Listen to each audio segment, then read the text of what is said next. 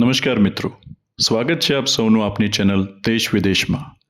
મિત્રો, તારીખ 7 મે 2025ના રોજ ભારતીય સેના દ્વારા પાકિસ્તાન તરફથી 22 એપ્રિલ 2025ના રોજ પહેલગામ ખાતે થયેલા કાયરતાપૂર્ણ હુમલાનો જવાબ આપવા માટે ઓપરેશન સિંદૂર લોન્ચ કરવામાં આવ્યું, જેમાં પાકિસ્તાનના સૈન્ય તેમજ અત્યંત મહત્વના સ્થળો ઉપર પિન પોઈન્ટ એક્યુરેસી સાથે હુમલો કરવામાં આવ્યો.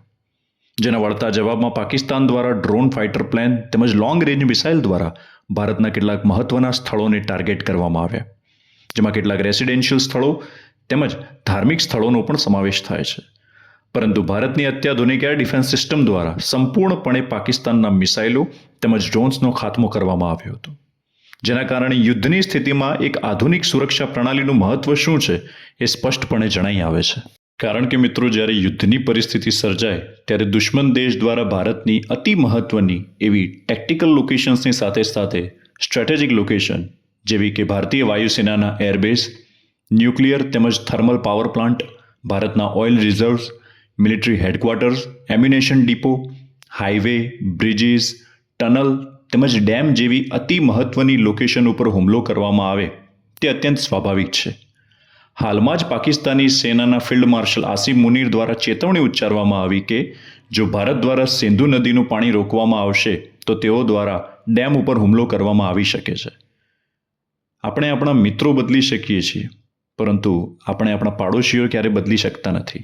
અને આવા જ પાડોશીઓ જ્યારે આપણા દુશ્મન બની જાય ત્યારે આપણા દેશની મહત્વની જરૂરિયાતો સંતોષતા ઇન્ફ્રાસ્ટ્રક્ચરને બચાવવાની સાથે સાથે દુશ્મન દેશોના હુમલાનો યોગ્ય જવાબ આપવો પણ જરૂરી બની જાય છે.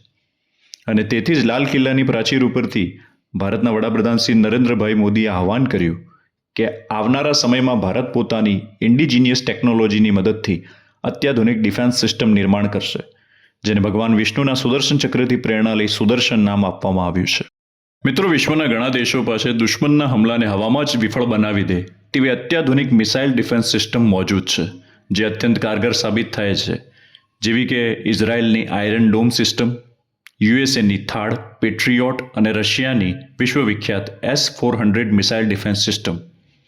આવનારા સમયમાં આપણા દેશની DRDO defence research and development organisation દ્વારા આ જ પ્રકારની ડિફેન્સ સિસ્ટમ વિકસાવવામાં આવશે, અને જેની ખાસ વિશેષતા એ હશે કે તે ડિફેન્સિવ એન્ડ ઓફેન્સિવ એટલે કે સુરક્ષા માટે તેમજ આઘાત કરવા માટે પણ ઉપયોગી થશે, જેમાં બની શકે છે કે એક કરતાં વધારે ડિફેન્સ સિસ્ટમને ઇન્ટિગ્રેટ કરી અને તેનો ઉપયોગ કરવામાં આવે. મિત્રો, હાલના સમયમાં ભારત દેશ દ્વારા જે ડિફેન્સ સિસ્ટમ ઉપયોગમાં લેવામાં આવે છે તેમાં અલગ અલગ રેન્જના અંદર અલગ અલગ મિસાઇલ સિસ્ટમ ઉપયોગમાં લેવામાં આવે છે, જેમાં લોંગ રેન્જના અંદર S-400 missile defence system, medium રેન્જના અંદર બરાક તેમજ આકાશ મિસાઇલ ડિફેન્સ સિસ્ટમ તેમજ શોર્ટ રેન્જના અંદર QRSAM, જેને quick response surface two air missile તરીકે પણ ઓળખવામાં આવે છે. અને આ તમામ ડિફેન્સ સિસ્ટમ અત્યંત કારગર નીવડે છે. અને આવનારા ભવિષ્યમાં ભારતની સુરક્ષા માટે થઈને તૈયાર થઈ રહેલ સુદર્શન શિલ્ડ માટે હવે આવનારા બજેટમાં વિશેષ જોગવાઈ કરવામાં આવે છે કે નહીં તે જોવું રહ્યું. અને જો હા, તો એની અંદાજિત રકમ કેટલી છે? મિત્રો, એવું કહેવાય રહ્યું છે કે લગભગ 2035 સુધી ભારતીય સેનામાં સુદર્શન મિસાઇલ ડિફેન્સ સિસ્ટમ તૈનાત થઈ જશે. આશા કરીએ છીએ કે વિડીયો આપને ઉપયોગી લાગ્યો હશે. આપનો ખૂબ ખૂબ આભાર.